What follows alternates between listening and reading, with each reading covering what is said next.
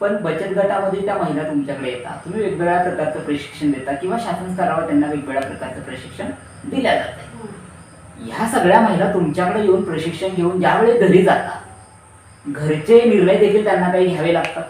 आणि आधी असं असायचं की महिला घरचे निर्णय घेऊ शकत नव्हती, पुरुष घरचे निर्णय घ्यायचे.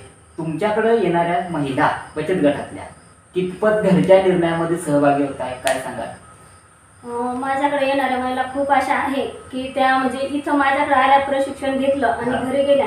खूप महिला म्हणजे ज्या आहेत ज्यांना खूप सवलती आहेत ना, तर त्यांची मुली असतात, मग त्याला याच्यासाठी पाठवावं लागतं ट्रेनिंगसाठी संभाजीनगरला.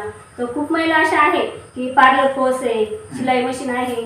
तर खूप अशा आहे की घरी गेल्या की त्यानंतर आमच्या मुलांना पाठवायचं, त्यांच्या घरच्यांशी बोलून त्यांना समजावून आणि कशी माहिती द्यायची, काय द्यायची त्यांना पटवून, आणि त्या आमच्या ट्रेनिंगला जातातच. आता जसं तुम्ही सांगितलं की ज्या महिला त्यांचा निर्णय काय असेल तो घरी सांगतात आणि त्यानुसार इकडे त्या पाठवत असतात. पण परत मागचा प्रश्न मी रिपीट करतो थोडा, की घरी निर्णय घ्यायचे वेगवेगळ्या प्रकारचे निर्णय घ्यावे लागतात. महिलांना घ्यायचे म्हणजे शेतकरी महिला जर असेल तर मग शेती बीजबाई आणायचं, खत आणायचं, सामाईन आणायचं, या सगळे निर्णय घरी घ्यावे लागायचे. आधी पुरुष घ्यायचे, आता महिला कशा घेतात? आता महिला घेतात.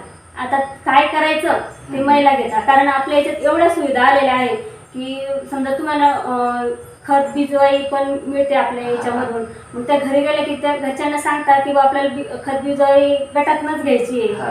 मग अशा प्रकारे मग ते त्यांना समजावून ते म्हणजे त्याच निर्णय घेतात. घरच्यांपेक्षा त्यांचा जास्त निर्णय असतो की आज शेतात म्हणजे काय पेरायचं, आपल्याला जेव्हा पेरायचं असलं तेव्हा मका लावायची की कपाशी टाकायची.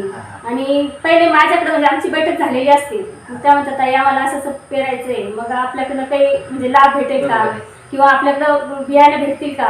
मग मला जेवढी माहिती आहे तेवढी सांगते त्यांना आणि सांगते की इथं भेटेल, आपल्या आहे खूप सुविधा आहे. तुम्ही 10 जणी जरी एकत्र झाल्या आणि तुम्हाला जर खत बिजवाई घ्यायची असली तर त्या खूप कमी दरामध्ये आपल्याला भेटेल. म्हणजे इकडे जर